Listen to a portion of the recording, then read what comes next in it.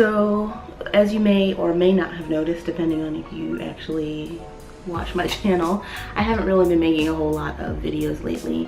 I did make a video just talking about where I've been and why I hadn't really been making videos. I did make a vlog when I went to Las Vegas the end of last month. So I'm trying to get back into the swing of making videos and just kind of documenting my hobbies. It's not like I do this for work, for money or anything. I had planned for my next video after the Vegas vlog to be like a DIY video detailing the process we went through to make the desk for our office in our new house. But that is turning out to be a little more involved of a process to make that video than I thought. So I figured I'd keep it simple. I want to get back into the process of regularly making videos and editing videos and putting them up. So instead of trying to tackle that desk video, I figured I'd keep it simple, and I'm gonna do a record haul. I'm gonna do a record haul. It's not big, it's short, only like 6 albums, I think. The majority of which came from Amoeba Music, which we visited when we were in LA for my friend's wedding. The store is huge. It kind of reminds me of if Empire Records were like a real place. We went to the LA location. There's locations in Berkeley and San Francisco. Really cool store. Records, CDs, t-shirts, memorabilia, DVDs. I want to say zines, maybe? I don't know. I just felt like everything was in that store. So I'm gonna go over a few things I got at Amoeba and then some other things that I have picked up since the last time I've done a haul. Actually, I probably have a lot of stuff since the last time I've done a haul, but I don't know if I put those in a video or not, so we'll see. So the first thing I picked up when I was at Amoeba is this. This is Pretty Odd by Panic at the Disco.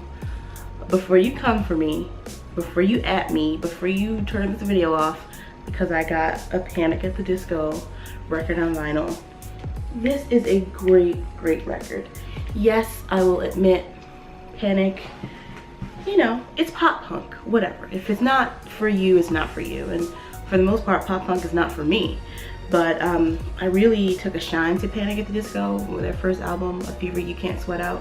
I will admit, a lot of that is heavily influenced by Brendan Urie's face.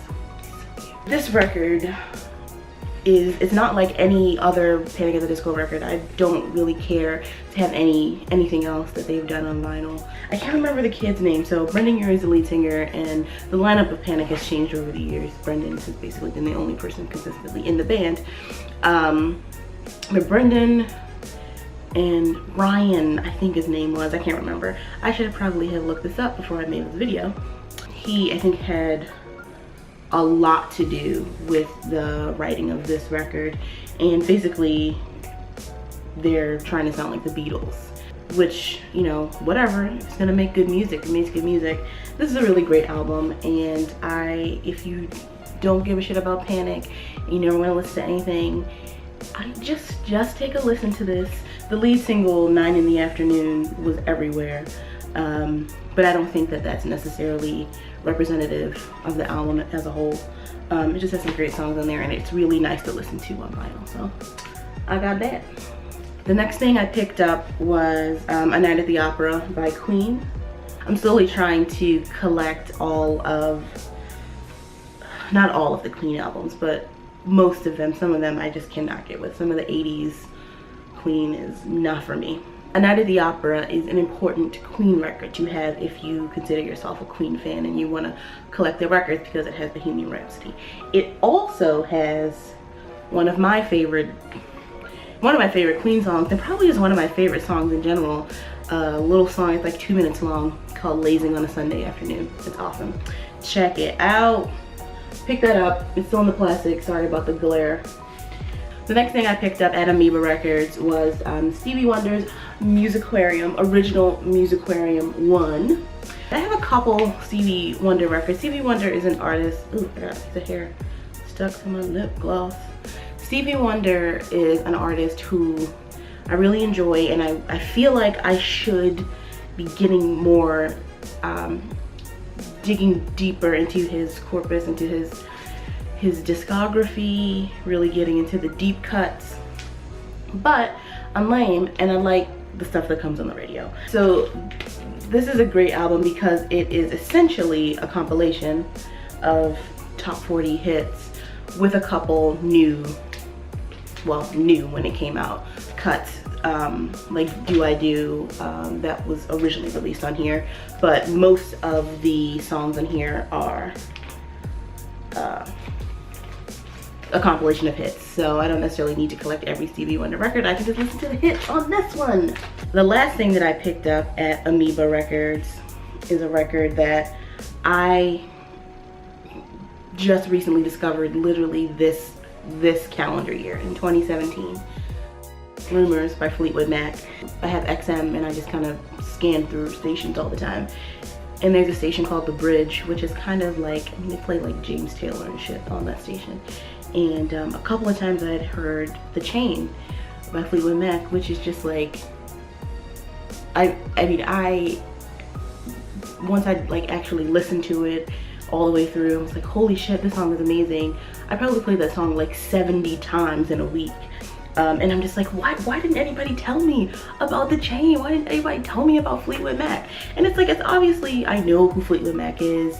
I'm cognizant of a lot of their songs like Go Your Own Way and Landslide, but I just didn't get it. You know what I mean? I didn't really get it.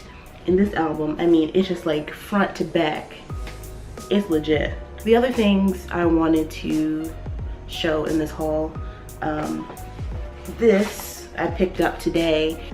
This is Queen. I call it Queen 1. It's really just called Queen. It's their debut album, but there's an album called Queen 2, so I call this Queen 1. But like I mentioned earlier in the video, this camera sucks at focusing. Like I mentioned earlier in the video, I'm trying to collect all of a good portion of the Queen discography. So I got that. I also wanted to show this. This was a birthday present. My birthday was back in June. Sound and Color by the Alabama Shakes. I enjoyed, you know, when their first record was out, I knew where they were and I knew that Brittany Howard had a really great voice, but it wasn't until this album came out that I really kind of became a fan of theirs. It sounds really good on vinyl. It feels really kind of cozy to listen to on vinyl, especially the title track, the eponymous track, Sound and Color. So yeah, I was very excited to get that as a birthday present from Zachary. One other record that I was really excited to get, and I don't think I've included in a haul, is this, wait, where's my hand? This one right here, Post by Bjork.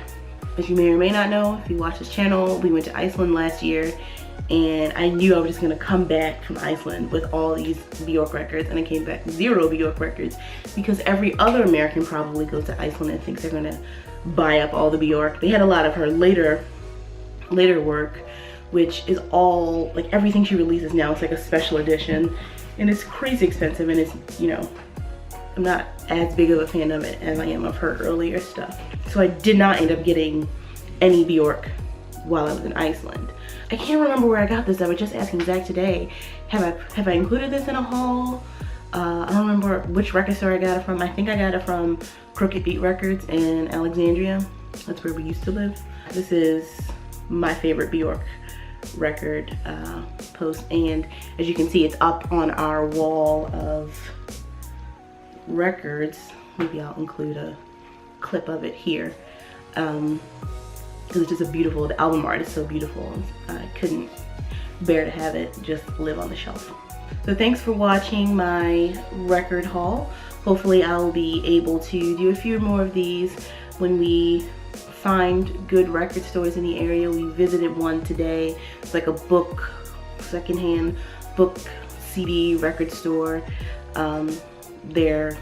Their stock is in books, not the used vinyl, because it was kind of all over the place and not very organized. But we need to find some good record stores that we can shop at now that we moved.